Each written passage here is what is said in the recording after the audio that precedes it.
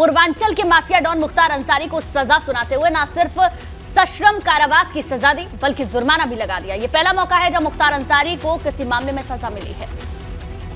गाजीपुर के MP MLA court ने पूर्वांचल के माफिया डॉन मुख्तार अंसारी को दोषी करार देते हुए 10 साल की सजा सुना दी है। सजा के अलावा मुख्तार अंसारी पर कोर्ट ने 5 लाख रुपए का जुर्माना भी लगाया है। मुख्तार अंसारी के अलावा उसके साथी भीम सिंह के लिए भी कोर्ट ने सजा का ऐलान कर दिया है। 10 साल के सश्रम कारावास और 5-5 लाख रुपए के अर्थदंड से दंडित किया है। इसमें 2 मुलजिम थे, एक मुख्तार अंसारी और भीम सिंह। मुख्तार अंसारी सजा के वक्त गाजीपुर के एमपी एमएलए कोर्ट में वीडियो कॉन्फ्रेंसिंग के जरिए पेश हुआ, क्योंकि मुख्तार अंसारी गुरुवार को प्रवर्तन निदेशालय की 10 दिन की रिमांड पर प्रयागराज में है, जबकि मुख्तार अंसारी का साथी भीम सिंह व्यक्तिगत तौर पर गाजीपुर कोर्ट में पेश हुआ। मुख्तार अंसारी ईडी की कस्टडी से वीडियो कॉन्फ्रेंसिंग से पेश हुए थे और भीम सिंह व्यक्तिगत रूप से पेश हुए। लेकिन माफिया डॉन मुख्तार अंसारी की मुश्किलें यहीं खत्म नहीं होने वाली, क्योंकि मुख्तार अंसारी के खिलाफ दर्ज गैंगस्टर के एक और मुकदमे में अचार सिर्फ खाने के लिए ही नहीं है, कमाने के लिए भी है। ये अचार के बिजनेस करके महीने के 5 लाख कमा रहे हैं। आपको भी ये करना है तो फ्रीडम ऐप को अभी डाउनलोड कीजिए। शुक्रवार को इलाहाबाद हाईकोर्ट में सुनवाई होनी है। वहीं मुख्तार अंसारी अब एमपी एमएलए कोर्ट के आदेश को हाईकोर्ट में चुनौती देने की तैयारी में जुट गया है।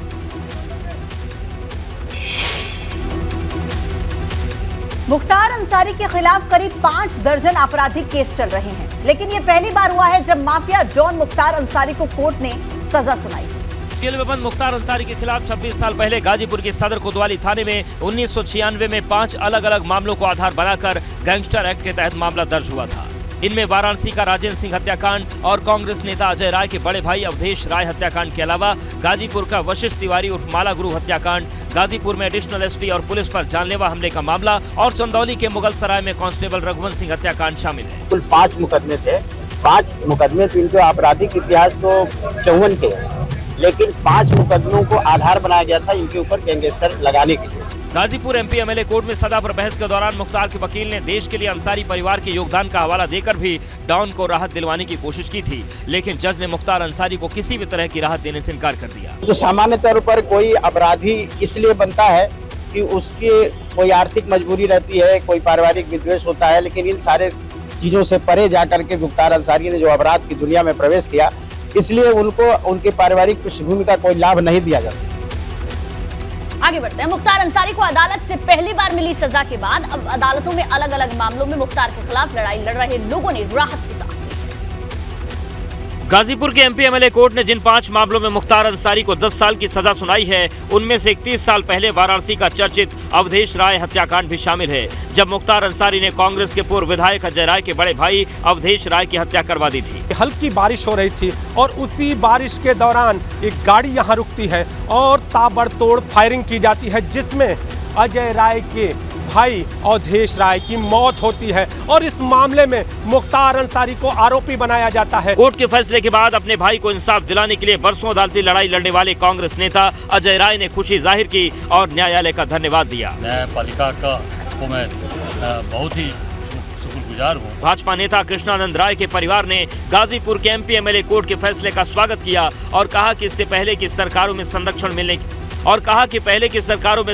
मिलने की वजह से ही मुख्तार अंसारी इतने साल तक सजा से बचता रहा। कई मामले में ये पहले भी बचते हुए आए हैं और बचने का कारण केवल एक ही चीज रहा है कि उस समय की सरकारों द्वारा इनको अच्छा संरक्षण मिलता था।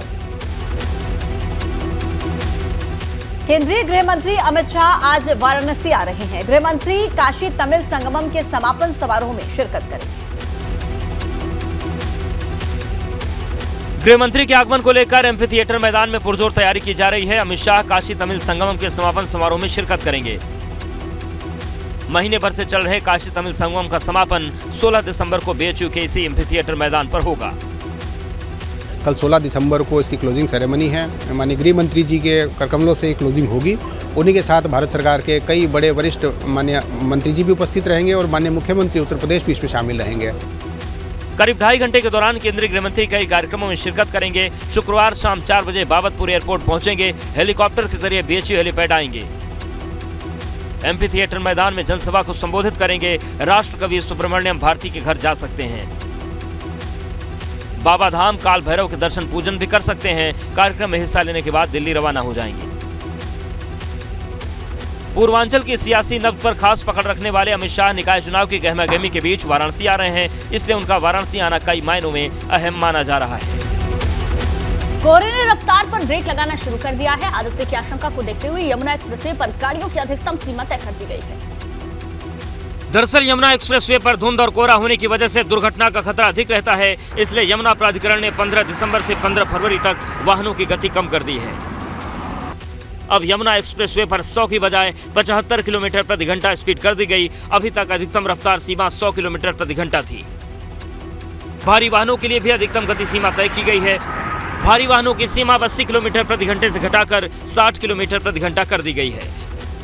वाहनों की गति है वो एक्सप्रेसवे होने के कारण उसे अनियंत्रित ना करें, क्योंकि आपका जीवन अनमोल है और सर्दी में कोहरे के कारण जो है हर बार एक्सप्रेसवे पे इस तरह की घटनाएं जो हैं हम लोगों के सामने आती हैं। नियमों का पालन नहीं करने वालों पर सख्त कार्रवाई की जाएगी। गाड़ियों के चालान भी काटे जाएंगे। नए नियम की जानकारी जन जन तक पहुंचाने के लिए 0 पॉइंट से लेकर आगरा तक लोगों को पैम्पलेट और प्रचार प्रसार के जरिए जागरूक किया जाएगा। नई गति सीमा लागू होने के बाद परिवहन विभाग और यातायात पुलिस ने संयुक्त रूप से अभियान चलाने की योजना बनाई है। उत्तराखंड विधानसभा में बैकडोर भर्ती केस में बर्खास्त कर्मियों को कोई राहत नहीं मिली है। सर्वोच्च न्यायालय ने स्पीकर के फैसले को सही ठहराया है।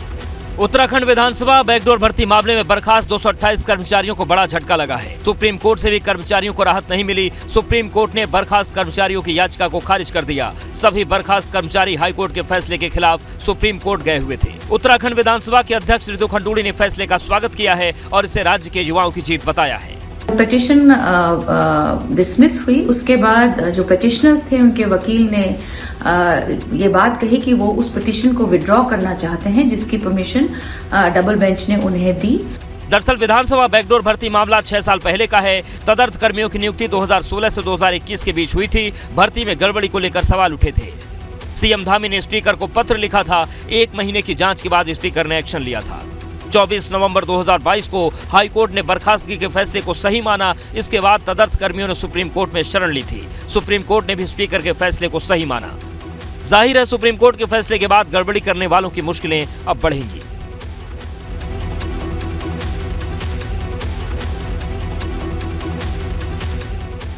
बड़कोट के जंगल की आग ने विकराल रूप ले लिया है। आग की वजह से आसपास के इलाकों समेत वन्य जीवों पर भी खतरा बढ़ गया है। बड़कोट के जंगलों में लगी आग वोल्केनो की तरह दिख रही है। जंगलों में आग फैलती जा रही है। आसपास में लगातार काला धुआं उठ रहा है। ये आग चीवा गांव के पास जंगल में लगी है, जो अभी तक धधक रही है। इस धधकती आग में बेशकीमती पेड़ और सैकड़ों हेक्टेयर में लगी हरियाली जलकर राख हो रही है। अभी तक सैकड़ों हेक्टेयर वन भूमि आग की भेंट चढ़ चुकी है।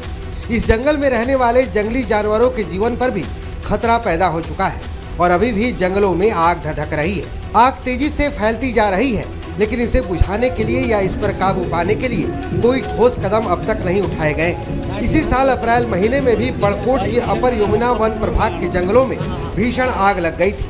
तूफान के कारण आग तेजी से फैल गई थी। आग से पेड़ पौधों को भी नुकसान हुआ था। लेकिन तब अप्रैल का महीना था और अब दिसंबर का महीना है। ठंड का मौसम है, ऐसे में जंगली जानवर निचले क्षेत्रों का रुख कर रहे हैं, लेकिन जंगल की आग ने उनका जीवन भी खतरे में डाल दिया है। और देखिए, शिवपाल यादव को समाजवादी पार्टी में शामिल करने के बाद अखिलेश यादव अपने चाचा को कौन सी भूमिका देंगे ये किसी को नहीं मालूम। लेकिन इसी बीच शिवपाल के बेटे आदित्य यादव ने कहा कि पद का कोई सवाल ही नहीं है।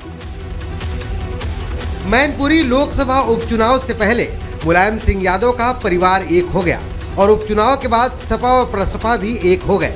लेकिन शिवपाल की भूमिका को लेकर सवाल अब भी बरकरार है। लेकिन आदित्य यादव ने कहा है कि शिवपाल यादव के लिए पद नहीं बल्कि पार्टी जरूरी है। जिन्होंने इतना काम किया है, जिनके लिए कोई भी पद हो, कोई भी पद उनके लिए जस्टिफाई नहीं करता और जस्टिफाई नहीं करता। दरअसल शिवपाल यादव की प्रगतिशील समाजवादी पार्टी के सपा में विलय के बाद से ही सभी को इस बात का इंतजार है कि मैनपुरी लोकसभा उपचुनाव में अपना कमाल दिखाने वाले चाचा शिवपाल को अखिलेश यादव कौन सी जिम्मेदारी देने वाले हैं। लेकिन अपने पिता की नई भूमिका के सवाल को आदित्य यादव गैर जरूरी बता रहे हैं। वो एक ऐसे नेता रहे जिन्होंने पद देख के काम नहीं किया, जिन्होंने नेताजी जब कुछ भी नहीं था उनके पास तो साइकिल लेके उनके लिए प्रचार किया। आदित्य यादव भले ही सपा में शिवपाल के नए रोल पर कुछ भी बोलने से बच रहे हैं, लेकिन खुद अखिलेश यादव 8 दिसंबर के बाद कई बार बोल चुके हैं कि चाचा को जल्द ही नई जिम्मेदारी दी जाएगी।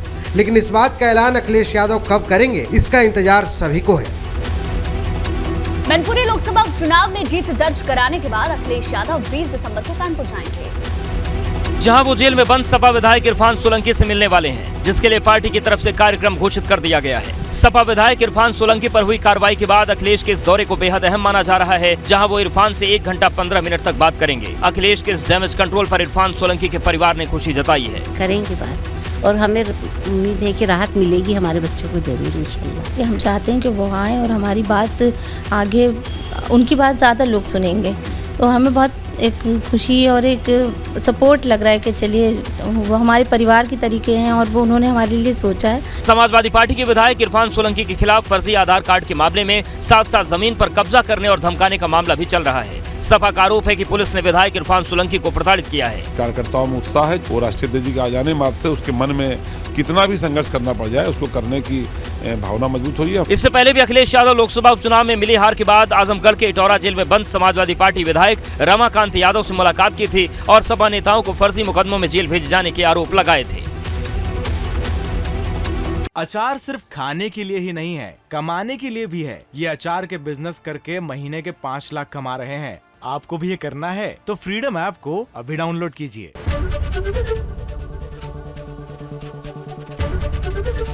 एबीपी गंगा, खबर आपकी, जुबान आपकी।